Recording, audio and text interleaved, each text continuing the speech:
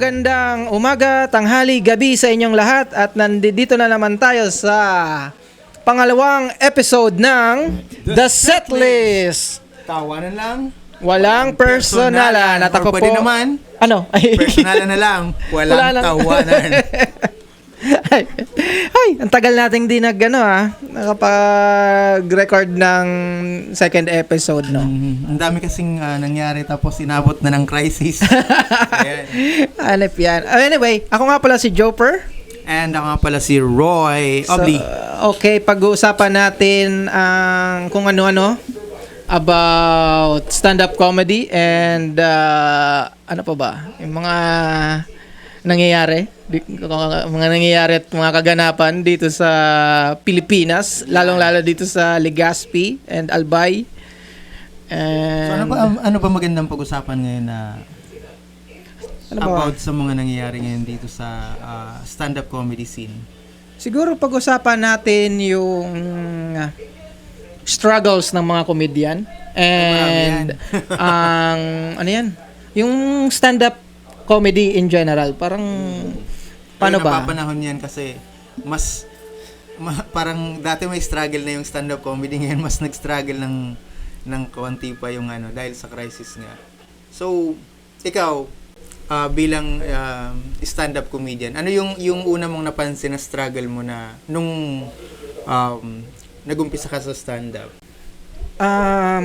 By the way, ilang ka na nag-stand up ngayon? Ilang months na? Months na ba or 1 year? Months lang, halos kay daran lang natin ng Comedy Albay. So nag-start ako ng November or December. Tapos 2025 ng December. Tapos ngayon April. So sabi natin January, February, March, April. 4 months pa lang. Baby 4 pa, months, baby pa. So, ikaw ang mas nakakaalam sa kung ano man. Although, syempre, magbibigay din ako ng insights ko bilang newbie. At kukuha... Pero ano yung pinakauna mong struggle na parang naramdaman mo na ang hirap pala nito? I mean, yung stand-up comedy mismo. Like, the way na kumbaga, struggle mo sa pag-perform or overall, mo? Yun sa syempre, na-mention ko na rin ata sa first, na-mention ko na to sa first episode natin. Syempre, yung kaba, tapos yung, syempre, hindi ko pa siya kagamay kung paano ba yung kalakaran sa stand-up. Although ngayon, medyo confident na tayo. And yun, ikaw medyo tawag dito, mas okay yung atake mo kasi parang inaaral mo yung stand-up comedy everyday, no? Like, hindi ito yung ginagawa ko dati na di ba? Ikaw iba yung iba yung atake mo sa stand-up comedy, di ba? Siguro dahil di ko alam hindi naman ako clinically diagnosed with ADHD, pero parang ganun yung ko masyado akong alam mo yun, parang pag may gusto akong aralin, parang hindi ako titigil hangga't di ko siya magets or talagang pag-aaralan ko siya kung ano ba yung sistema nito. Parang ang bilis nga ng progress mo sa from the start, like, di ba nag-umpisa tayo tapos sobrang tawag dito, sobrang baba nung level nung inumpisan mo talaga. Then unti-unti talaga parang kaya ko to, tapos siguro unti-unti sulat, perform. Siguro yun lang din yung ko, may pagmamalaki, yung kapal ng mukha. Kahit na mediocre lang tayo, pero at least yung yung confidence ko is above doon sa minimum mo na. Ang galing kasi kung iba-iba, di ba? Parang tangina, di ko to kaya. Di ba yung unang beses na bumomba ka? Yun yung talagang parang naging gauge ko sa sarili ko na tangina, bumomba ako dito. So wala kumbaga may karapatan na akong sabihin sa ibang baguhan or sa gustong mag stand-up comedy na kapag nahihiya sila or parang medyo hindi pa sila ganun, naiilang pa sa stage hindi pa confident, hindi pa ganun ko confident, sabihan ko may karapatan na akong sabihin sila na wala pa yan sa pinagdaanan. Although di pa naman ako nagkikill talaga na sobra. Super kill. Super. Pero at least sa sarili ko, alam ko na kung ano yung mangyayari. So parang pag nandun na ako sa stage, wala na yung kaba, tapos di na rin ako takot na bumomba. Parang ang gagawin ko na lang is mag-enjoy. Kung may tumawa, di salamat. Kung wala, di okay lang. At least sa akin bilang stand-up comedian, stand-up comics, i-deliver ko na lang din yung jokes na naisip ko. So parang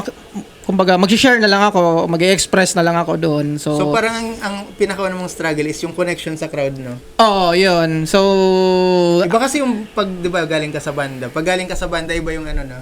o sa banda kasi,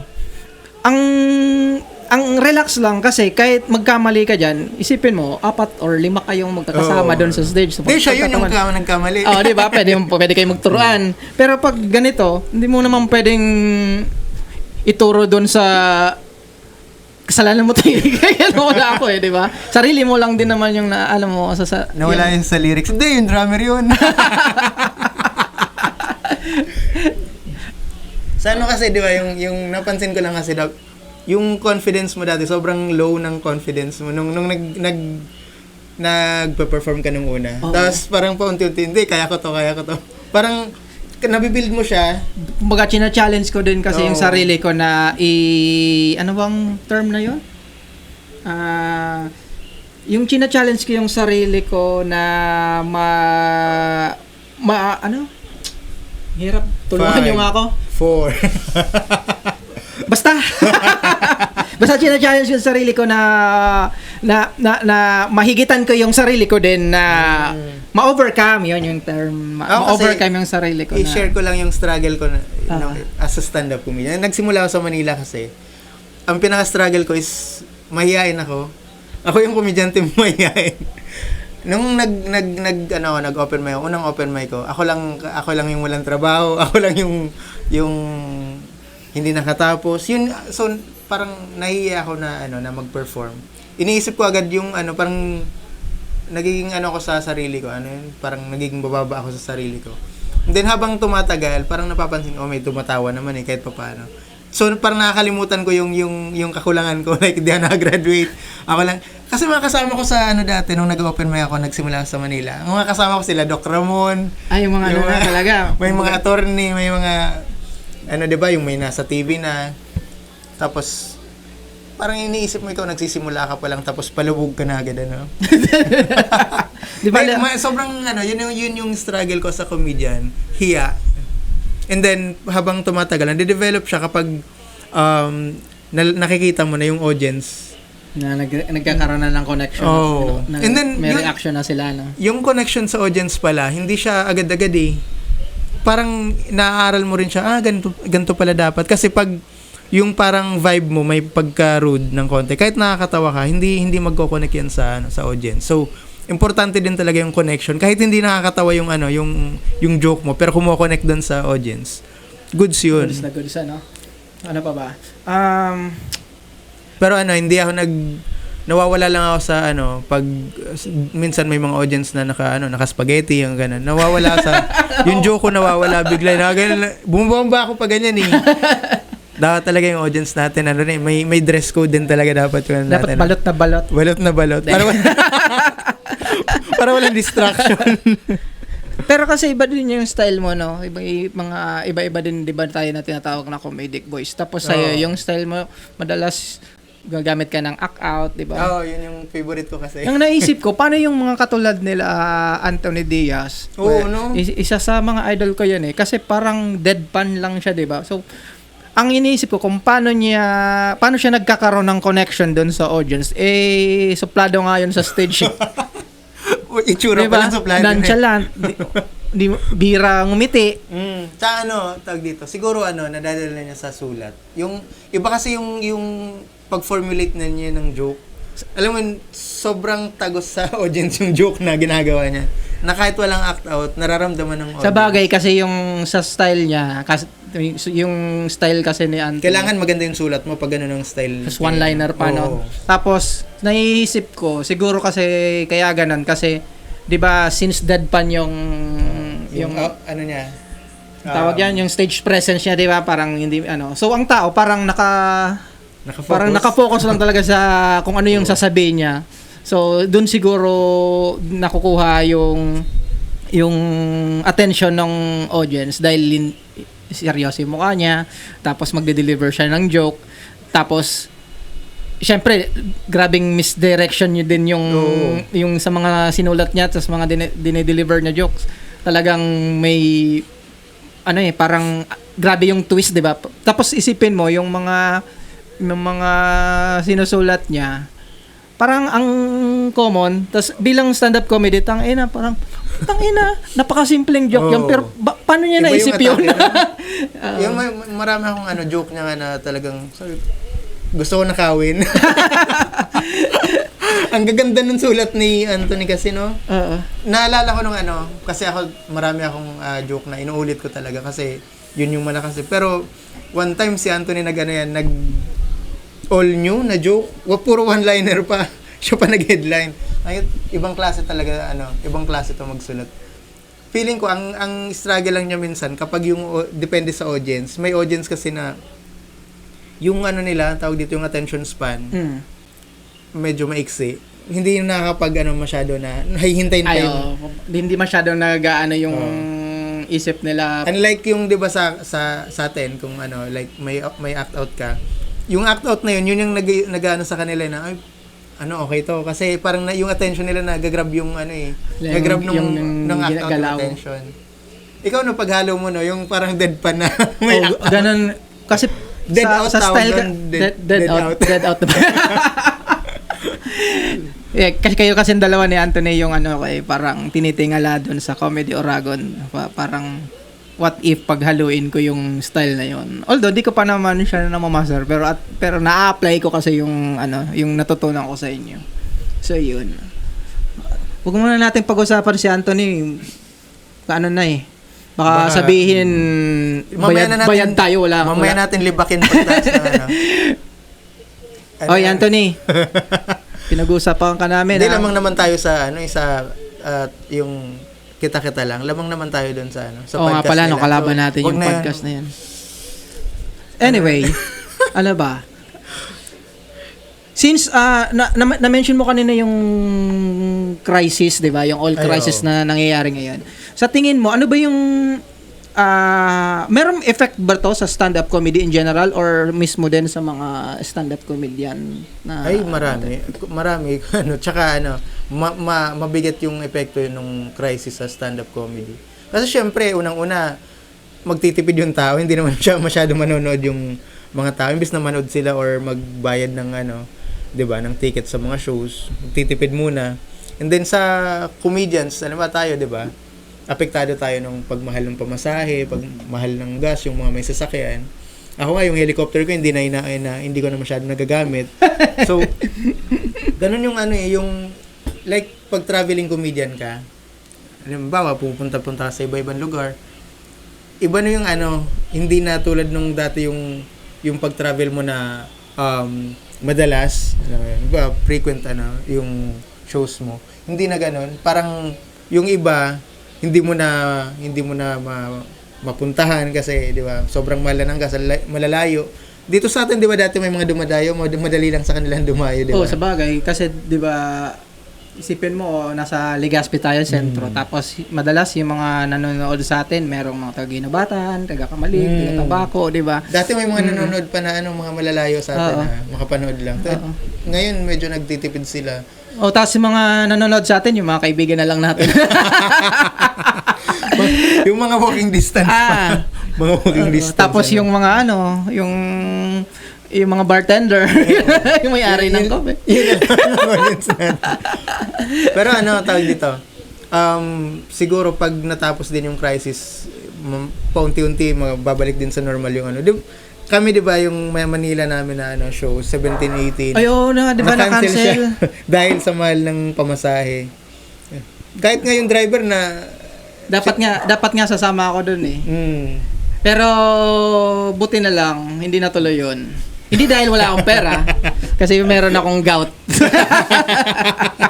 So kung natuloy man kayo, di rin ako makakasama. Ang sakit-sakit ang pa ko eh. Epekto din talaga ng crisis yung gout na yan eh. Oo. Wala na. Bakit ba? Paano ba? Ano Yung bang iniiwasan connection? mong kainin dati, kinakain mo na dahil sa crisis. Oh, kasi dati kumakain ako ng chicken. Yun, kinakain ko. Ano na lang.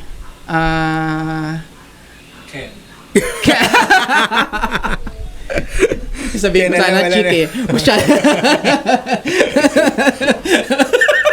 Ang hirap din pala ng crisis, nakaka-gout, no? Yung ano tawag dito, sa akin naman, may balak na talaga ako dati na pumunta ng Manila. Kaya lang, yung mga shows na yon hindi ko rin kasi, di ba, sobra na ng mahal ng pamasahe kung wala pang nag-sponsor na mga... Buti na lang Ano? at may nag-sponsor. No? Dapat- Pero, yun, ano pa ba? Wala lang. Sinabi ko lang pero ano pa? Pero tingin mo, yung pag nawala na, pag humupa na yung crisis, anong magiging parang unang magiging sa atin, epekto na maganda sa stand-up comedy? Kung walang crisis, siguro sa 2030, Pag okay na lahat. okay na ang lahat. Hindi na rin natin sure. 2028, election. Hindi rin natin alam kung ano mangyayari. So, kung lumubog pa ang bansa natin, siguro hindi rin na mawawala yung stand-up comedy. Kasi sa isip ko, ang Pinoy kasi likas na masayahin. Oo. So, kahit although masyadong niroromanticize yung pagiging resilient ng mga Pinoy, sa tingin ko naman, kahit may crisis, maghahanap pa rin naman tayo Oo. ng Tsaka ano yan paraan kung tawag paano dito? tayo magkakaroon ng outlet para sa stand-up comedy or sa comedy mismo. Tsaka stress na yung mga tao. Minsan gusto rin nila talaga mawala yung... Oh, or yan, gumaan isa yung pa yan. pakiramdam nila. So, Puro na lang... pabor sa atin yun. Kasi Puro na lang nega, no? tayo din yung makakapaghatid ng ganyan na para Ligaya. ligaya. Di ba? Pag walang gout, nahatid natin yung ligaya. Pero... Tawag nito? Sana pag okay na yung wala ng crisis, maging okay na rin yung scene dito sa Bicol, no? Na tuloy-tuloy na yung Feeling ko kasi kaya nawala, naman. medyo nawala yung momentum nung nag-crisis, di ba? Tuloy-tuloy na yung may mga open mics, may shows. Nawala nga talaga siya. Parang syempre, maiintindihan mo naman. Bibili mo ng pagkain, bibili mo pa ng bibili mo ng pagkain, imbis na ibibili man, ipanggagas mo pa para manood lang ng mga komedyante na hindi naman nakakatawa. Tayo na nakakasawa na si Joe, pero nakakasawa na si Roy. Diyan sa San Roque, Yescore na lang, manonood pa. Di ba? Sa amin, di ba, kang manonood ako ng stand-up? Syempre, isipin mo, priority. Priority. Drugs muna bago comedy. Comedy kontra droga. Doon na lang ako sa drugs. Joke lang, masama yan.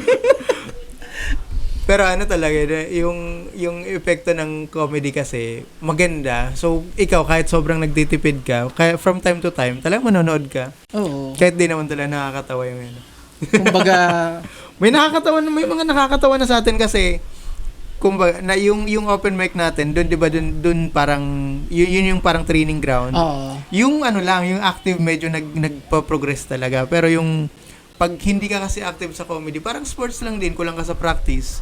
Diba, basketball, kulang ka sa Tama kasi shooting. yung open mic kasi yun talagang Open mic. Kahit sobrang bano mo sa maraming nagsimulang ganyan parang walang tira nung nagsimula.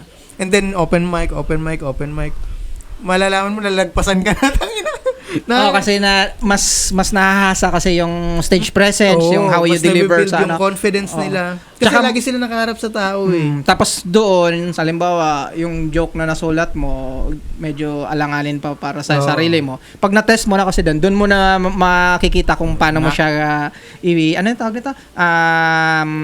Yung delivery, yung... Yung delivery, tapos yung Kasi may joke na... may ilalaro mo na siya, tapos ano yung mag-work, ano yung hindi, Oo. di ba? Kasi may mga joke na kailangan mong practicein talaga yung delivery. Hindi naman tulad ng... kunyari, may joke na with feelings talaga dapat yung yung delivery mo, yung act out mo.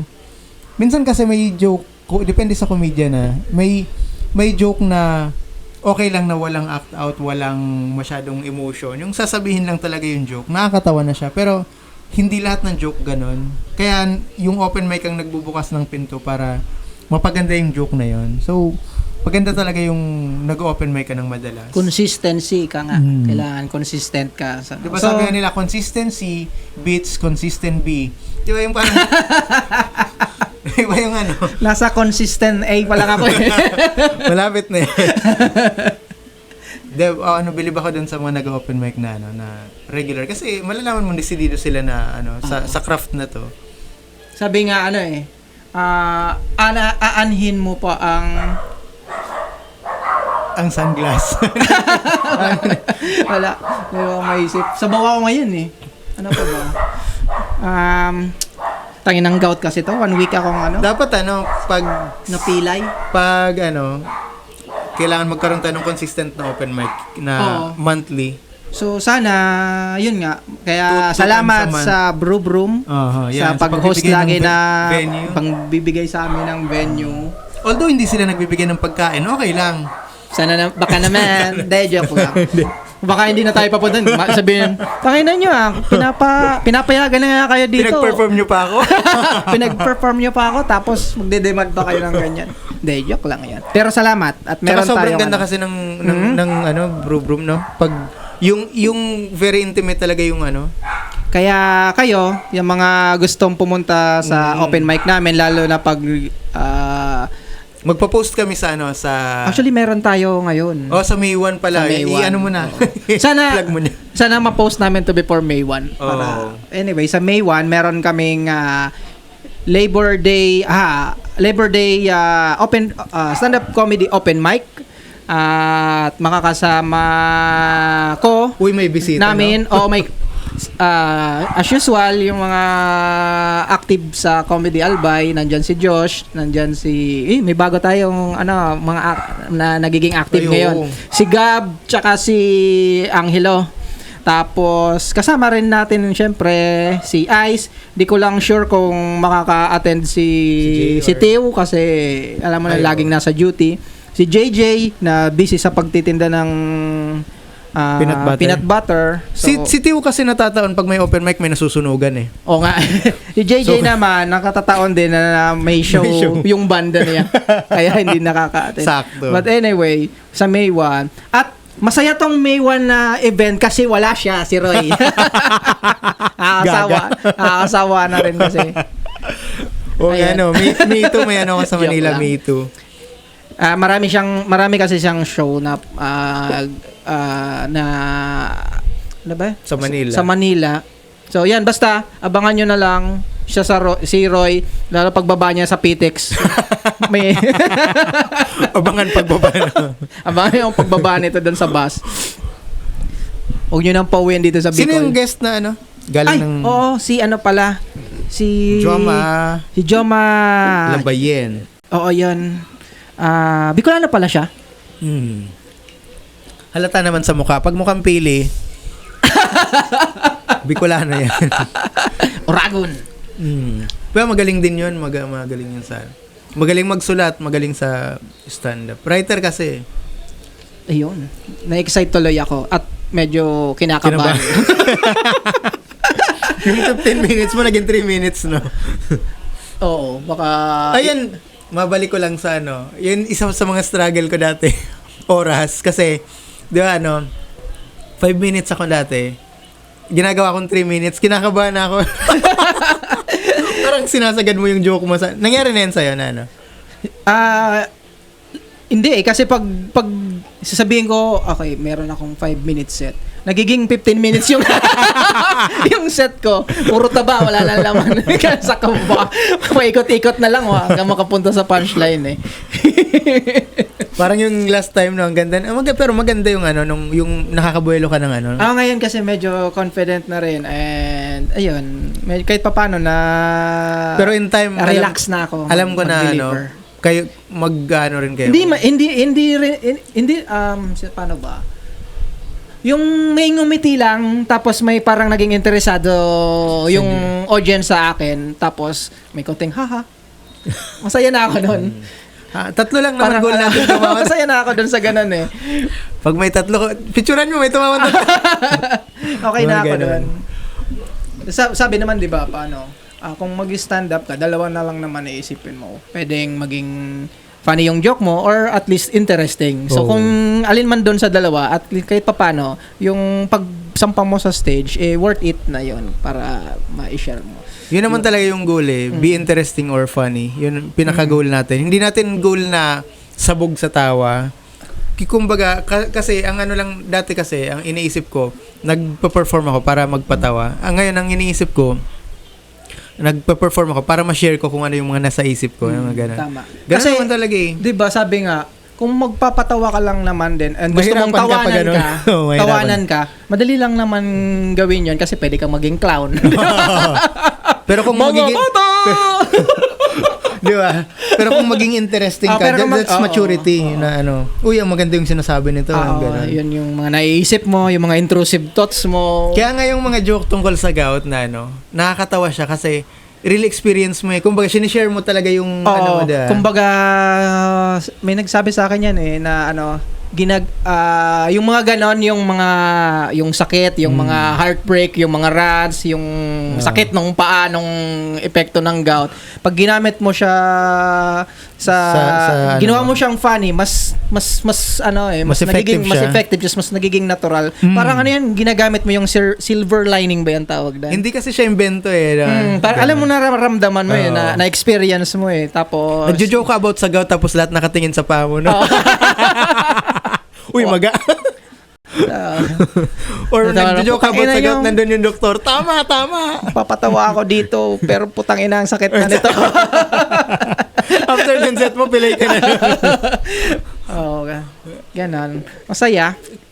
Sana pag after ng ano, no, hanggang after talaga ng crisis, balik tayo sa dati. Ang sarap ng feeling sa mga open mic tsaka sa ano, no? Pero kahit ang maganda kasi kahit crisis, pwede naman natin dahil sa technology, pwede naman nating tuloy-tuloy yan. Pwede kasi tayong mag-online open mic katulad nung ginawa namin last time nung nung sabi 'di ba na cancel na yung mga show sa Manila dahil ang taas na ng gasolina, wala na tayong pang 'di ba, tapos usually yung mga sasama doon 'di ba na mga comedian, syempre may mga pamilya, may mga tapos syempre talagang mabigat sa bulsa para bumili ng pamasahe para lang pumunta ng Manila. Tapos 2 days lang, no? Tapos 2 days lang din yun. Tapos ilang minutes lang din yung gugugulin mo sa stage. 10 minutes, 5 minutes.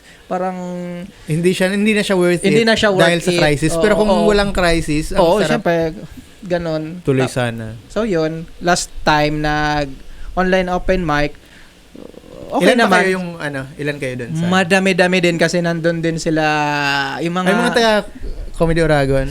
Ang mga taga Comedy Oragon. Tapos, mas magagaling naman yung mga kayo kasama din natin sa Nasabi ko ba? Pakikat na lang nan wag na. Yan doon si RC. Yan doon si RC. Tapos nanakot lang siya ng mga tao dahil crisis na. Oo nga no. Magaling siya. Iba yung utak ni RC din pagdating sa Hindi, alam mo bukod sa matalino, Dax talaga eh. No? si RC. Parang hindi nyo nakita ng open mic? Nandun. Tapos biglang nag-hide kasi pinakilala na pogi. Ayaw niya na pinapakilala. Ayaw yung pinapakilalang pogi. Oo. Gusto niya daw magpakilala siyang funny. Hindi, sa atin kasi benta yung yung stand-up kasi yung itsura natin, hindi kasi pogi ni RC, no? Kaya fuck RC. Busy ngayon si RC mag doomsday prepping. Nagtatanim na si RC, no? Pinag-aandar niya na daw yung oil crisis. Lilipas din yan. Kunin na lang natin yung tanim niya pag okay na wala ng crisis. Ano Siguro yan din ang niya, yung struggle niya, yung crisis, no? Feeling ko din. Sa totoo, nandadamay lang din siya. Iniisip niya yung kung ano yung mangyayari, mga worst na mangyayari sa worst case scenario. Tapos since siya lang din naman yung tinatakot yung sarili niya, dinamay din tayo. Tinatakot niya rin tayo. Sira ulo, black na yan. May ka ba? Gusto mong invite yung mga tao para... Hindi, gusto ko lang tawag dito. gusto ko lang maging aware yung mga tao na, lalo dito sa Bicol region na may ganitong eksena sa atin. Kasi, mostly, ang nanonood sa atin, sila pa lang yung talagang aware na may scene na ganito na ongoing dito sa Bicol. Sana ma-share ng mga nanonood sa ibang tao na hindi pa aware na may ganitong style ng stand-up comedy. Hindi yung parang, kasi, di ba iniisip talaga, maraming tao pa rin yung sobrang naka-attached yung, yung utak nila sa stand-up comedy na anong tawag doon? Yung pang comedy bar. Okay. So, hindi po kami pang comedy bar. Pang ano lang tayo? Pang bar lang. Pang bar. Hindi kasi yung mga joke sa comedy bar, ibang-iba sa mga jokes na, kasi ito sa amin, ito yung mga Ano ba yung tawag dito sa ginagawa natin? intrusive thoughts kami. Tapos, ano yan? Point of view. Point of view. So, dun sa sa comedy bar, mostly banter, tsaka crowd work. Diba? Which is, yung iba, medyo, na siya, below the belt ng mga 1 inch. Yung jokes. Sa atin, okay pa kaya pa Minsan kasi, yung type of joke na nabibitawan sa comedy bar, medyo offensive. Sa atin, may offensive tayo, pero aware yung tao na, lang natin yun, sariling, lang natin yun. Like, yung creative mind natin, yung ginamit natin para sa joke na yun, doon naging offensive siya sa iba, pero para sa atin, joke kasi yun. Hindi tulad sa iba, parang nagiging nagiging goal na nila na kailan may offensive para mapatawa, para magkaroon ng reaction yung tao. Kasi naranasan ko nito, tumatambay ako dati sa mga comedy bar sa Quezon Ave. Ako talaga yung tinututukan ng mga dati buhay pa yan sila Chocolate. Tinutukan ng alin? Hindi. Yung mga stand-up comedians doon, ikaw kung sino yung medyo kakaiba dyan, sila yung parang bibigyan nila ng pansin para maging nakakatawa sila. Parang may kailangan silang tawag dito, sandalan para maging nakakatawa. Hindi yung mismong joke. Tayo, sumasandal tayo sa mismong joke natin. Yun yung parang pinagkaiba natin sa mga typical comedy bar comedians. Which is, na ngayon, naiintindihan na ng iba. Kasi napapanood tayo iba pala to. Pangit nakakatawa pa. Nagiging aware na sila. Oo. So, nag-iba na yung tingin ng ibang tao. Pero, sana halos lahat ng mga Sa bagay, napansin ko nga rin, yung mga una nating mga open mic, ayaw nilang umupo sa harap. Ngayon kasi, unahan na sila sa harap Oo. Yung last na open mic, grabe, parang mga estudyante na mga nasa harap na sila lahat na Dati, hiyang-hiya sila, parang takot na takot silang umupo sa harap kasi, kasi niyo kami. Tapos sumasabay na sila sa alam na, aware na talaga sila. Like may joke yung isang comedian, parang sumasabay na sila sa vibe. 'Di ba? May mga joke ako, 'di ba? May mga kina-crowd work ako doon minsan. Parang nakakasabay na sila. Hindi tulad ng iba, 'di ba? Ang crowd work nila hindi yung katulad sa atin na may itatanong. Kasi hindi tayo nang okray. Yun. Hindi tayo nang okray. Kasi may okray based talaga na Hindi naman natin maaalis yun, no offense sa mga 'di ba, sa mga style naman nila yun. Oo. Sa Manila dati nag-open mic kami. Sinasabi na nila sinasabi na ng host na hindi to okrayan ha. So itong namin is point of view comedy and yung mga sarili namin talagang tawag dito. Mga nagaganap sa buhay namin, sinishare lang namin sa inyo. So aware sila na hindi naman pala to ng okray. So sila parang nagsisettle down na sila na kasi pag sa comedy bar pumasok ka, alam mo agad yung vibe na, baka ma-okray ako dito. Kaya uupo sila din sa gitna or sa So, parang, at least sa atin, sa scene natin, pwede nang pumasok or manood yung may mga kabit. Kaya pala nanood ako doon.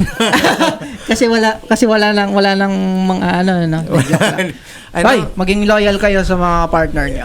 Lalo pag nasa stand-up. Minsan.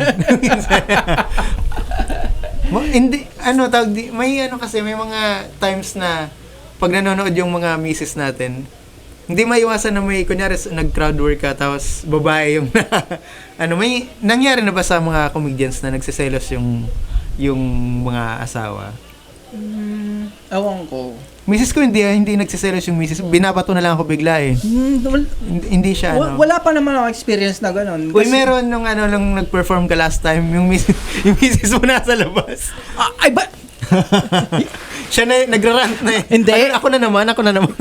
Hindi naman nagrarant yun. Kasi nag-open mic tayo sa loob, tapos sila naman nag-open mic din sa labas. With the girls. With the girls. Pero hindi natin masasabing struggle natin yung mga misis pagdating sa stand-up, no? Kasi supportive yung mga very misis, supportive no? sila, oo. Struggle lang talaga yung kabit eh, baka mahuli pag ano. So, yun yung struggle. Pero yung misis hindi. Maganda, supportive lahat, no? Kahit yung si Bulate, di ba? Supportive yung misis Si niya, misis no? niya. Kumbaga minsan din, di ba sabi nga ako mag-stand up ka, lalo sa mga may asawa na. Maganda rin yung sinasama mo yung asawa mo para yung attention mo parang papakitang gilas. Papakitang gilas ka parang sa asawa mo, di ba? Yun ang magandang parang motivation para maging nakakatawa ka din. No? Parang pilitin mo yung sarili mo na. Tapos uwi ka. Ibigay yung best mo na. Di ba? Tapos uwi ka, yabang mo na. Di ba? Nakita mo? Nagtawa na ako dun eh. Simple natin kita mo. Dito ako ngayon. Ang galing na no? Di ba? Kaya ngayon, kahit sa tuwing may open mic, pinapayagan na siya. Dati hindi ata siya pinapayagan. Parang hindi siya pinapayagan. Bakit kaya hindi siya pinapayagan noon? Yun pala eh. Naisip ko siguro kaya hindi siya pinapayagan dati. Baka sabihin. Hindi. Baka kasi may bird na kay Bulate. Di ba? The early bird. Gets the early... Baka makatch si Bulate. Dapat late si Bulate dumating para hindi siya makatch. Sana magaling kasi si Bulate din, no? Ang kagandahan sa style ni may potential din kasi sa nakita ko sa kanya. Nakita ko sarili ko sa kanya. Kasi mahilig din siya mag-act out. Maggalaw siya, no? So, feeling ko talaga pag punta mo ng Maynila, si Bulate ang i-kick ka na namin sa GC. Si Bulate, marami siyang movement, no? Para siyang Bulate na sinabuyan mo ng asin na iodized. Kasi yan eh. Ang alam ko kasi parang dancer din siya. Ano na lang siya? Sa Pegasus. Nakarating ka na. Yung may kabayo, tapos isa lang yung pakpak. Iyon. Sana maging active talaga sila, silang dalawa nakikita ko ni silang dalawa ngayon. Si Josh pa. Si Josh. Si Josh, si Angelo, si Bulate, tapos si Ice. Si Ice, hindi lang yun pala reply sa GC, pero pag may open mic, nandun yan. Tapos ang gaganda rin ng jokes ni Ice, hindi lang niya sinasagad yung oras niya, no? Kasi takot tumawa na. May tumawa na, okay na to. Pag may tumawa na, puputulin niya na yung daya. Kung tutuusin, may 15 minutes siya na tight. Pero pinuputol niya pag nakita niya na may tumawa, maganda yung reception. Yun na, last joke na yun. Ang gaganda pa naman ng mga joke niya, no? Pang talaga? Pang OG. May gout na din ba siya, Oo. Meron na yun, high blood. Mag-guest ka sa sa kita-kita sana, tapos pag-usapan niyo yung mga gout. Kayong dalawa ni Redbird. Pwede. Or, sila Ice naman ang i-guest natin dito. No? Diba? Kaya mag-guest tayo dito ng Sino pa ba? Inaisip nga ako, i-guest din natin sino pa ba? Sila attorney, Bose. Ay, oo. Next, sino pa ba? Basta. Para matulungan tayo sa mga kaso. Oo. Magandang topic 'yun, Hanggang saan ba ang limit ng stand-up comedy para tawag nito? Para hindi makulong. Actually, seryoso, pwede 'yun. Sige, gawa natin ang paraan 'yan sa mga next episode. Hindi kasi 'di ba yung dapat sa susunod na episode pag-usapan natin yung limit ng comedy, no? Sige, yun sa next natin. Kasi workout natin. 'Di ba may iba na hindi naman dito sa parang sa bandang Manila, 'di ba? May mga jokes sila na sinasadya nila na maging yung tawag dito, controversial yung joke. Tsaka hindi rin kasi pansin ko lang kasi may ang generation ngayon, lalo na yung Gen Z tsaka Gen Alpha, Di katulad nung mga Gen X, mga millennial. Matitigas talaga yan. Na parang hindi ganon kadali ma-offend. So parang na meron ka, nasa ano kasi parang, yan din pala naisip kong parang struggle din ang stand-up comedy. Oo. Kung hanggang saan yung limit mo, lalo ang generation, uso ngayon yung cancel culture. Ayo. Eh di ba yung mga jokes natin, may mga clean, tapos meron mga dark jokes, May dirty. yan dirty, tapos medyo alam mo yun, parang ang mga jokes na ano yan? Ang mga jokes na dinideliver natin, mga sinusulat natin.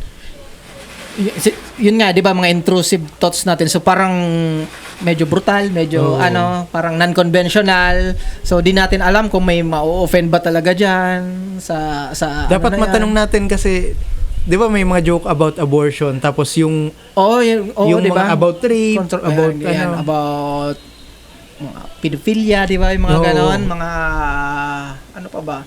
Basta yung mga pinaka-sensitive na topic. yung mga tabu. Mga tabu na ginagamit naman talaga ng mga stand-up comedy kahit hindi naman kahit nga foreign, di ba? Ganon din tinatakal nila kasi yun nga, yung stand-up comedy na ginagawa natin, since it's a point of view, madalas na mga topic kasi nagsisirculate talaga dyan sa, ano na yan, so mga social relevance, di ba? Merong mga, ano yan, may political, may religious. Yun nga, pag nag-joke ka sa religion, di ba? Ngayon, Oo. may mga na-offend na nag-joke ka about Christianity.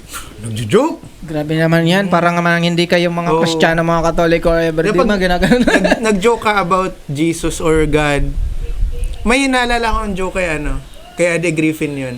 Sabi ni Eddie Griffin, ginawa lang tayo ni God. Kung tayo nga nakakatawa, what more siya? Di ba? Yun din naman yung parang logic na ano yan, parang ina-accept ko or parang ano yung tawag to? Pinaninindigan din na mga religious jokes. Ang importante kasi parang yung kaya nga 'di ba ang usually ang mga stand-up comedy shows or open mic ginagawa sa intimate na lugar, intimate venue, and para kayo lang. para kayo lang din. Para nag-express lang kayo ng mga naiisip nyo kay dirty at least yun lang yung pinaka-venue na pwede mo siyang ilabas without judgment or walang okay yan, share mo. diba? Isipin mo mag-joke ka ng dark joke sa jeep, katabi mo joke mo na complete stranger, di ba? Parang baka masaksak ka pa eh. Pagbaba mo may gripo ka na. Di ba? Pagbaba mo, shit, di ba ako nagbabayad? So, yun yung kaganda na may venue tayo para sabi nga sa akin ni Anthony Diaz, maganda kasi yung kung ano man yung nasa isip mo, isulat mo na kasi at least meron daw tayong venue para sa mga katarantaduang naiisip natin. Di ba? Ang galing di ba sa pasimple lang yung mga atake niya sa GC na. Pero pwede nyo gawin joke yung mga atake niya sa GC. So yan, sige. Pag-usapan natin yan more about the limitations of stand-up comedy. Hanggang saan yung mga Jesus jokes, no? Hanggang saan ba ang limit nung pag-joke about Jesus, religion, dapat may pari tayo na politics. may guest tayo na pari. Nanay, medyo lumalagpas. Medyo yung kanang paa mo lumulubog na sa impyerno. Di ba sabi dati, may joke na nagsumbong daw si Jesus kay God na, ginagawan ako ng joke na, wala akong pakialam, nakakatawa yan. Yung mga ganon. So, nakakatawa naman talaga, di ba? May mga instances na nakakatawa. Di ba yung dati, yung kay Jesus, so, kayang-kaya naman ni Jesus dalhin yung cross na sinisimplehan lang niya, di ba? Nagkukunyari pa siya, pang-vlog lang yan. Naisip ko nga ngayon, di ba may gout ako? Tapos, halimbawa, Buddhist ako. Alam mo kung sino yung Ano yung lotus mo pa ganun? Oo nga ang hirap. pag hindi mo pwedeng ano yung masakit eh. Bumila position Tapos, ka, no? kung maging katulad ako ni Buddha, alam ko na ako anong magiging pangalan ko. Ano? Gautama Buddha. Go Tommy. Go Tommy. Tapos di ka nga makapag lotus position yung isa lang. Di Isa lang. quattro. Yan lang. Tapos angat lang yung isang mukha mo. Ay. After nung episode na may guest na parang may legal advice. Yung mga naman, yung mga sakit-sakit naman ng mga komedyante, no? Oo. Lalo na yung mga nasa mga 30, 40. Oo. Tapos ano pa ba? Yun, mga ganon. Siguro mag-guest talaga tayo ng mga comedian or ibang mga personalities or iba-iba, no? Iba-iba. Oo, gawin natin yun. Mag-guest tayo minsan, di ba? Kunyari kay Teo, mag-guest tayo ng Bombero. Tapos sunugin natin ito habang nagpo-podcast. Try natin kung niya, di ba? Hindi, maganda talaga, yung iba-ibang profession i-guest natin sa susunod. Naisip Mag-guest tayo ng pari. Pari. Tapos yung exorcist. Or, yung mga, pwede rin tayong mag-guest ng, yung mga nagtatraditional, mga, anong tawag doon? Yung albularyo, mga gano'n. Ay. Maganda yung mga naisip mo ngayon na i-guest natin. Maganda pala pag nagpo-podcast, nakakaisip-isip ka ng mga Kasi wala naman tayong script eh. May mga ideas tayo, no? Oo Ano nga, mga next step. Pagbalik ko ng galing Manila. Tapos pag-usapan natin yung mga susunod na Di pa nga tapos yung struggles ng comedian, marami pa yan eh. No? Mag-guest din kaya tayo ng wait Gag. Wag. Tablit. May tawag dito. Di ba may iba pang struggles yung comedians na ano pa yung parang feeling mo na iba pang kasi parang sa akin ang dami pa nating pinagdadaanan kahit feeling mo okay na yung scene. Yung venues, 'di ba, minsan mahirap pumanap ng venue. Bro-bro pa lang ata na. Wala pa nga tayong nahanap na ibang kasi iniisip ko sa Lidian, pero 'di ba? Pwede yun siguro. Yun na yun. Yung mag-guest tayo ng waitress doon. Podcast tayo sa Lidian Gawin nating venue. Stand up ka doon Paano kaya yun? Stand up ka tapos nakabag. Yung venue talaga isa sa mga struggle, yung paghahanap ng venue, no? Oo. Lalo dito sa province, sa Manila medyo okay pa. Madami dun. Dito sa wala masyado, di ba? Tapos isa pa ang struggle lang nakikita ko. Yan, katulad yan, yung mga active dati sa atin, tapos ngayon di masyado trabaho, syempre. Priority sa pamilya. Family, Lalo yung iba, tatlo pamilya. Syempre, saan ka palulugar yung yung stand-up mo? MWF niya sa isa, tapos TTH niya. May scheduling, Tapos saan mo pa ilalagay? Madalas tayo Friday tsaka Saturday. Di wala na. Kayo lang ni ng si ba may trabaho? Si Bulate? Ay, may business. May business din yun. Yun din, struggle nga, oras. Yun din. Hindi mo mabibigyan ng oras yung masyado yung minsan stand-up. Tumatakas lang din siya. Ano pa ba? Kaya yan ang gagawa natin ng paraan mga this coming months, yung venue, like may na tayo, target venues na tayo na So naisip ko, dapat gagawin natin tong dalawang episode. Tuloy-tuloy na natin. Gawin natin 1 hour. So, nagsabing 30 minutes. Diretso na natin to. Problemahin na lang natin ulit yung sunod na episode. Kung kailan ulit naman tayo. Ayan, struggle natin katulad nito. Tagal na ilang first episode natin, buwan na. Kailan ba yung last? Kailan yung last? February ba yung last natin? February, March, April lang ngayon. Tagal yan. Okay lang. Sila Clint ata madalas, no? Madami na silang episode. Mas marami na sila atang nag-guest. Ayan mo silang pagpulmahin yan. Bahala na sila, no? Lilib na ako sa Comedy Oragon. Ayan, isipag-usapan na lang natin. Yun, nasabi mo about baga duman sa ano yan? Ano yan sabi mo yung paghalimbawa kayo di ba pupunta yung Maynila? So tapos may mga may mga stand up comedian din na From Bicol? from Manila na From pumupunta Manila. ng Bicol. So paano ba yung ano yan? Yung treatment sinasabi? natin sa kanila, no? Oo. Kasi, ano naman talaga sila eh. Kung ang mga dumadayo dito galing ng Manila, yung mga pangmalakasan din naman talaga. Mga cool pals, tapos sila attorney, Oo. mga insanity. Iba yung ano kasi, tayo yung nagiging parang nagiging assistant lang tayo sa sila yung nagiging main act kasi ano na sila matatagal na sa eksena. Ang ano na lang natin yung pagtanggap ng audience. Iba kasi yung pagtanggap ng audience sa mga taga Manila kaysa sa mga taga dito. Kasi Oo. bilib ang ano eh, di ba? Hindi pa pumupunta dito yung abangan ko taga Manila yan eh. So parang tayo bumababa yung ano natin ng konti. Nare-redeem lang natin pag matagal silang wala. Oo, tama. Parang nakikita ko kasi yan sa struggle din ng stand-up comedy natin dito sa province kasi ang mga mainstream media natin lalo social media or mainstream media and social media kahit sa music or sa film or kung ano man na ano tawag diyan form of arts mas ano yun parang mas tinitingala kasi or mas malawak kasi yung reach ng mga di ba ang Manila parang pinakasentro ng Pilipinas kung ano yung nandoon yun yung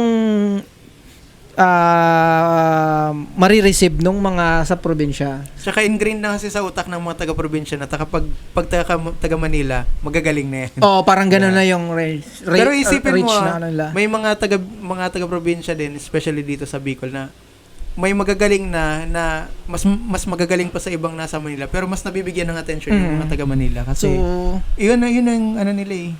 Parang napoproject na agad ng mga taga Bicol na, uy, magaling yun. Kaya kailangan siguro talaga yan.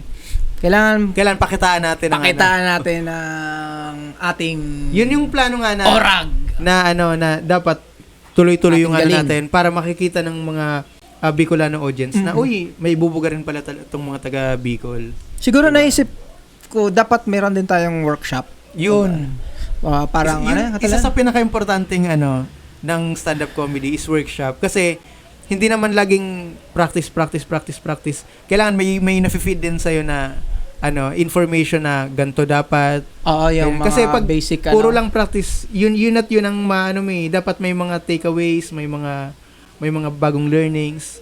Halimbawa sa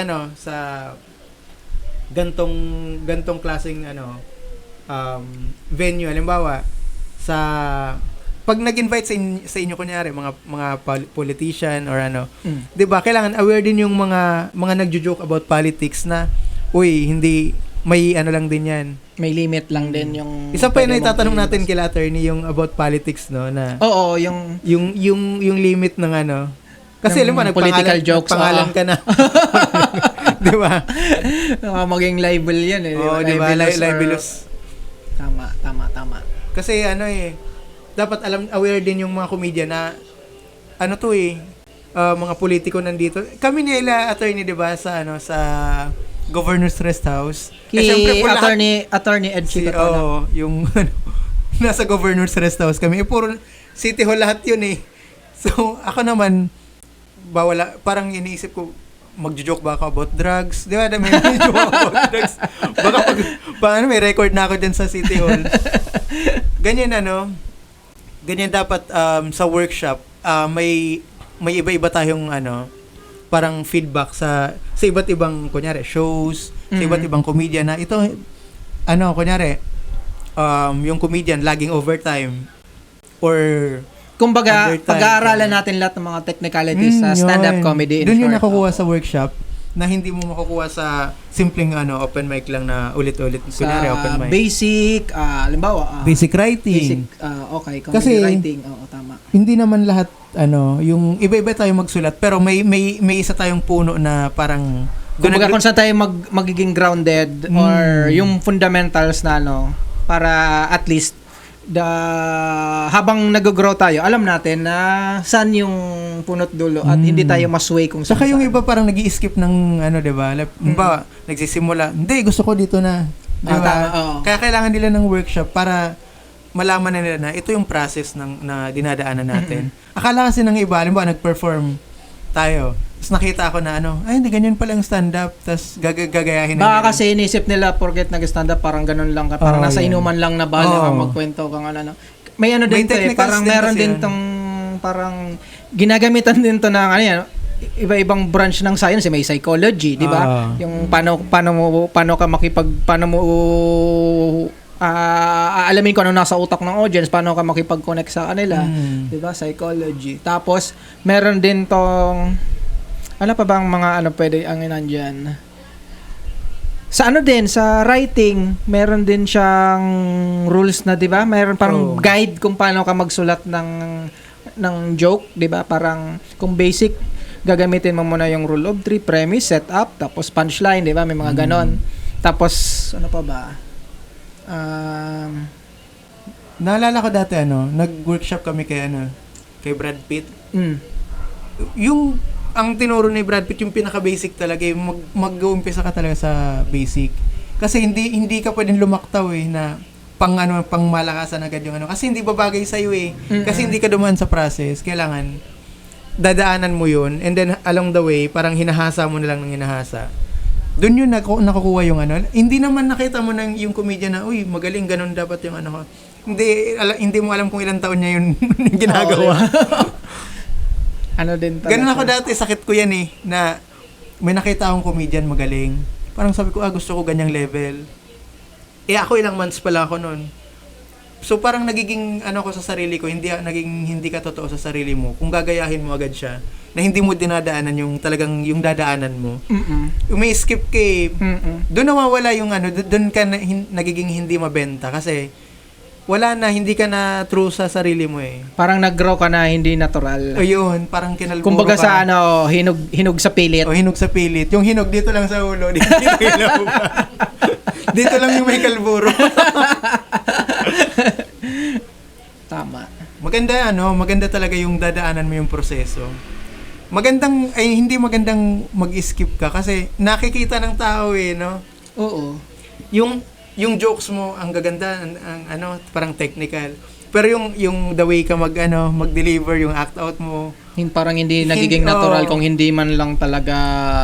kasi nakukuha mo yun along the way ng pagpe-perform mo Hindi lang naman yan months, years talaga yan Kita mo yung mga years na nagpe-perform, parang simple na lang sa kanila gawin yung parang Pero yung normal na lang sa kanila yung parang kumbaga part na ng routine nila yung yung iba hindi pa Hindi katulad sa akin, mga 4 months pa lang ako. So, medyo nagsa-struggle pa din. Although, may nakikita na rin naman ako sa sarili may development ko. Pero, hindi ko rin masasabi na na-reach na yung ang galing ko.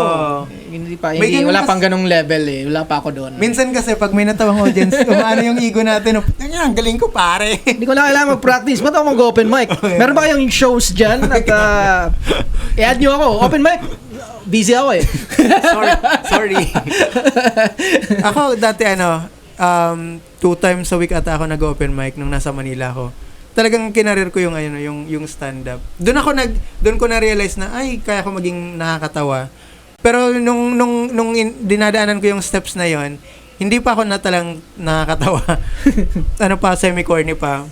Pero nung parang ganito pala. Tapos meron ng mga ganun. Na-realize ko, ito pala yung sinasabi ni RC na na kung gusto mo maging stand-up comedian, hindi kailangan yung sa umpisa pa lang magaling ka na. Ang kailangan is meron kang balls, yung kapal ng mukha, tsaka talagang willing kang matuto. 'Di ba? Parang lang naman Oo, kasi parang hindi ka takot na bumomba sa stage kasi from mga experience mo ng bomba, nakikita mo na agad sa yung mga pagkakamali mo doon sa kung ano ba yung na itatama mo kasi alam mo na kung ano yung reaction ng So mas parang, marami ka pang matututunan sa pagbomba. Mas gagaling ka na mas isipin mo kahit nga hindi mo isipin na gumaling ka, basta step by step, step by the step, 'di ba? Parang nagagawan mo ng paraan paano mo napapag-aralan mo kasi kung ano yung mga next move mo from previous open mic. Tapos pupunta ka sa next open mic naman na ano, yung mga May baon ka na, no? may makakabawi ka na eh. Babawiin mo 'yon eh. Ready mo 'yon. Ginagawa mo. Ginagawa ko. Hindi mag-work to sa hindi nag-work to sa past open mic. So baka itong next na gagawin ko dito sa next open mic, baka mag-work. Ganun talaga. 'Di ba? So next open mic naman, puta di nag-work o di Ganun nga change sa open plan. Ano naman, aralin mo naman. Iti-twist mo yung joke or ganito yung act out dapat. Kaya maganda rin talaga pag binibideo natin yung yung mga performance natin. Nalalaman natin na, uy, hindi ako gumagalaw dito sa part na to. Dapat may act out ka, ganun. Para kang yung pag-video natin ng sarili natin para mo na rin nakikita yung sarili mo sa salamin na, 'di ba? Isa pa yan sa mga sakit ko dati. Natatakot ako mag-video ng sarili ko. Lalo nung natatakot ka sa mukha mo? Wala pa kayong salamin? Given na yun. Given na yun. Kaya lang, parang takot akong makita yung sarili ko na bumubomba. Then, na-realize ko na, may pinanood ako na movie ba yun na? Sabi niya, maghanap ka ng 10 failures a day. Tapos, inisip ko, bakit 10 failures? Then, parang in-explain niya na, mas marami kang matututunan sa failures kaysa sa maghanap ka ng 10 failures a day dahil bukas hindi lang 10 yan. Hindi ba yun? Kasi sa 10 ganun failures, malalaman mo, ba't ako nag-fail dito? Anong dapat na gagawin ko sa susunod? Di ba, ang dami mo matututunan kaysa sa yung nagawa mo siya ng tama agad. Parang, okay na, nagawa ko na ng tama di ba? Mas maganda pala yun na, ka muna, parang nagkakamali ka. Kasi pag lagi kang tama, pag nagkamali ka, hindi mo tatanggapin yung mali na yun kasi lagi ka nang tama eh. Oh, yun. Diba? Yun parang nagkakaroon ng nagiging ganun yung mindset. Kaya yan isa sa mga dapat na malaman ng mga open micer na natural bumomba at bubomba ka talaga. Mali ka diyan, kapatid. Hindi ako mali.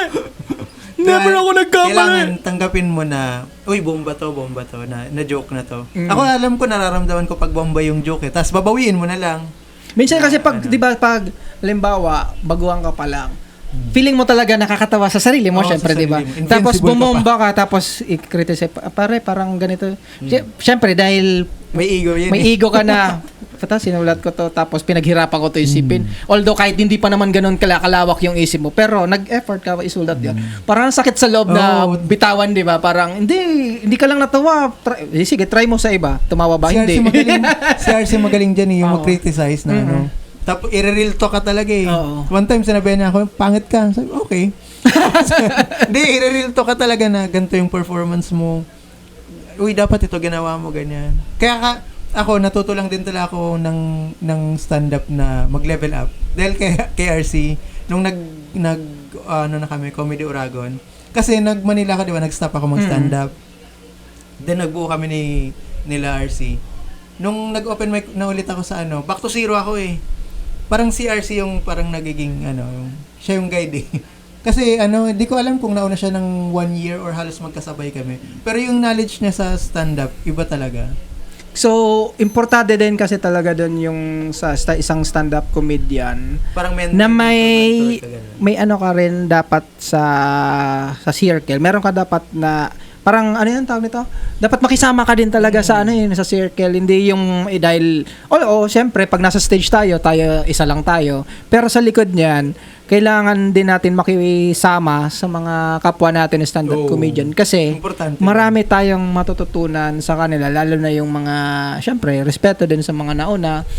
Tapos yung knowledge nila, syempre hindi naman basta-basta yung mga pinagdaanan niya, 'di ba tama ka sabi mo? Hindi naman basta-basta yung pinagdaanan nila para sa isang joke lang, sabi mo 'di ba? Bago gumana yung joke na 'yon, ilang beses ng isang katakot-takot na bomba at ilang trial at revision ang ginawa para lang sa isang joke na 'yon, 'di ba? Yung mga joke ko nga na sobrang have, ilang taon ko yun winner bago naging ganun di ba? Ito yung share ko lang yung parang ganito yan eh. Kailangan matuto ka rin sa mga hindi marurunong or mahihina. Kasi parang nakikita mo din yung pagiging inosente nila doon pas naging. Alam mo 'di ba yung kwento ni Efren Bata? Totoo 'yun. Kasi naging boss ko dati tropa ni Efren Bata. Si Efren Bata, hindi yan nanonood sa magagaling. Nanonood siya sa mga hindi magagaling. Tapos kung ano yung natsambahan nung hindi magaling, uulit-ulitin niya yan hanggat makuha niya. Kumbaga, ikaw magaling ka na. Huwag mong isipin sa sarili mo muna, magaling ka na. Hindi ka na matututo sa mga hindi marurunong or hindi masyadong magaling. Doon na yung mindset ko na dapat pala yung mga kaya sina Charles nung bago pa lang yan. Hindi pa naman talaga yan mga ang baon lang nila confidence. na ko sa kanila na yung gantong joke pwede mo pa palang i-twist ng ganto. Although hindi nila minsan sinasadya ng ganun. Nagiging accident na lang. Yung parang ginaano ni Efren Bata na chamba, tapos pinag-aaralan niya kung paano. Doon ka matututo si Latino, yung mga medyo mababa sa grupo. Kasi hindi naman sila consistent na nag-open mic ganyan. Pag may time lang. Pero pag nag-open mic na sila, pag-aralan mo kung paano sila nagpo-perform, may matututunan ka talaga eh. Kesa yung manonood ako kunyari, kila Anthony, which is gamay na gamay ko na, alam ko na yung style nila. Pinapanood ko, mas tinututukan ko yung mga yung hindi pa masyadong ganun kagaling. Sina Charles, si Tino. Grabe ang potential nila, no? Dati si Alfred, pinapanood ko talaga yan ng Ngayon, galing-galing na magaling. Ayoko na kay Alfred, baka masapawan ako. Lako na rin yan. Ganun, di ba? Oo. Si nagulat ako na yung kay Gab, di ba? Yung first open mic niya, di ba? Nag-duo sila at parang bomba sila. Pero yung nag-solo si Gab, tapos biglang tangina naisip niya yon. Tapos napaka-natural lang yung galaw niya, parang putay na naisip niya yon. Ang laki ng movement ni Gab na parang may pacing na palibas sa dancers eh. Oo. Pilaya natin yan pag open mic. Magalaw siya, tapos maganda yung niya. Hindi, although yung approach niya sa audience hindi pa ganun kapulido. Nahihiya pa eh. Pero pag na yan, mga 2 years, 3 years sa stand up, magaling na yan si marunong mag-perform, marunong gumalaw. May pacing yung niya, no? Hindi siya sagad yung pause niya nga minsan bibilangan po. 1, 2. Nagpo-pause yan pag uupo. So marami tayong matututunan sa isa't isa sa atin sa circle natin. Tama, pwede. Hindi kasi lang, dancer siya, 'di ba? Usually sa dancer nagbibilang sila eh. So malamang na-apply niya 'yun doon, kaya may mga pause, importante 'yan eh. So parang nabibilang niya din yung okay, yung momentum. 'Di ba kayo sa banda dati? Sa banda naman, kailangan mo rin ng rhythm. alam ba magpe-perform ka, tapos yung beat 1 2 1 2. Tapos parang may di ba sabi ni di ba parang 1 2 3, ano yan yung 1 2 3 punch ba yan? Set up, yung parang sa premise, set up, tapos punchline. Yung may parang 1 2 2 tapos 3. Yan. Ang ganda nung Hindi ko lang maalala. Ang ganda nung 1 2 1 2, parang gano'n. Ang ganda yung thought na yun na para siyang flip top, parang music, parang dancing na may rhythm dapat. Kasi di ba hindi mo ma-appreciate yung masyado yung joke na dineliver lang basta-basta na. Parang lang yan, form ng kanta, di ba? Pag gagawa ka ng kanta, may verse, may verse, chorus, verse, chorus. Pero ngayon, di ba, napansin mo, yung mga audience, medyo nakukuha na natin kasi parang nakukuha natin yung rhythm ng depende din sa audience, tapos kung paano mo siya. Tama, parang lang din siya. Ang stand-up comedy na realize ko ngayon, para lang din siyang music or dance or something na unaware lang tayo, pero may bilang din siya kung paano yung timing eh. Tama, timing, kailangan. Nakita mo yung di ba nung sa Black Box tayo, di ba parang may hindi agad ako yung nagsasalita, di ba yung nagpunas pa ako may comedians kasi lalo yung mga bago-bago, natatakot sila na mawala yung momentum. Na kailangan mag-joke ka agad, sundan ka agad yung mamamatay naman yung audience niya kung dala-diretso yung tao. So, maganda talaga na mo siya relate sa music na may gantong... Kailangan din kasi tama, parang may bridge, di ba? Sa music, merong bridge. So, paano mo itatawid itong joke doon sa kabila? Ganun yan. Pero mga maiksi lang yan. Usually, ang bridge, mga ilang seconds lang yan para matawid mo yung sunod na para hindi maging monotonous. So, parang sumagjo-joke, halimbawa, itong beat na ito, bitaw, tapos medyo iibahin mo, Tapos balik na ulit doon sa same ano lang to, same beat lang or same topic tapos iba. Di Di ba? napapansin ko sa inyo, sa mga musician, pag nag-stand up, parang nagpa-perform ng music lang, no? Kasi parang siguro naging ano na lang din sa mga musician na yung Nasa utak na lang nila. parang ganun, parang ano na-apply na lang din yung paano magsulat ng kanta or paano mag-perform sa stage. So meron na lang tayo ang konting minuto. Para manglibak ng mga tao. Pasalamatan muna natin syempre ang ating may sponsor. Mapapanood nyo pala tong podcast na to sa Il Vibe sa YouTube. And syempre ang Pinheads Coffee Yun. Shop na Kung saan tayo ngayon kung saan natin tayo ngayon nagre-record. At balita ko, isa sa may-ari nito ay isang poging lalaking may gout. Doon muna tayo sa may gout. Ay, nahihirap pala, no? Ang hirap ng gano'n na, nagiging 40 yan na. Kasi doon na talaga lumalabas yung ano eh. Parang sinasabi nung katawanan natin na pag masyado na tayong nagiging masaya, di ba? Lalo na pag napapasarap na ang buhay. Yan na talaga yung parang yung gout, yung magiging limiter mo eh. Pero pabor ka sa pag nagpa-podcast na akong may gout ka kasi nakaupo ka na lang, hindi ka na Wag lang ma-electric panan yung pako. sana abangan nila yung next episode natin. Mag-invite tayo ng Next episode, ng guest. nakakasawa na rin kasing kausap ka. So maghanap na rin tayo ng ibang kausap para at Para least hindi marami na tayo. tapos marami tayong lilibakin. Si attorney, basta plano mo si attorney. Ang nakausap ko na si Attorney Noel Bose. So baka hindi na siya busy sa kailan yung biyahe mo Maynila? Siguro mag-record tayo April 23. after ng ano. So mga May ulit. Balik ako mga third week na ata, second week ng Sige. May. Kahit mga last week of May mag-record tayo ganun siguro. Kasi gusto ko mga abogado kasi naalala ko dyan si attorney Chico. Oo. Magaling na abogado si attorney, di ba? Oo. Kaya niyang baliktarin yung kaso eh. Ako yung nang hold up ng jeep. Pinalabas niya na ako yung hinold up ng mga pasahero. Magaling si attorney. Nanalo ka dun sa kaso niya. Oo. Ba't nyo hold upin? Mag-isa lang tao. Magaling si attorney. And magkasama pala kami ni attorney. Kung may mga taga Manila na April 25 sa Brick Wall, yan, may show kami nila attorney. Yung Founders Go Nuts. Oo nga. Yun, sana kung may mga taga Manila na nakakapanood, umabot pa ng April 25 kung ma-upload to. Kung ma-upload siya ng Sige. maaga-aga. Manood kayo ng show, nandun si Roy. Marami naman. Huwag kayong matakot. Harmless din niya. Harmless na siya ngayon. Dati nangangagat. No? So, ayun, hanggang sa susunod na episode na... Basta, teka, sasabihin pa ako sige, go. Panoorin nyo si Roy sa mga shows niya sa Maynila. At huwag kayong mag-alala, fully vaccinated yan. May anti-parvo, may 5-in-1. Ayan Abangan lang. na lang sa PTEX, no? Abangan nyo na lang sa PTEX, pababa niya ng bus. Ayun, hanggang Ingatan sa yung susunod. mga bag nyo. Okay na, yan na. Tama na nga. Okay. Sige, go. Okay. Ako pala si Jobber. At ako si Roy Obli. At abangan nyo ulit kami sa susunod na episode ng The Setlist. Tawanan lang Walang personalan, or personalan na lang. walang tawanan. See. Goodbye. See you.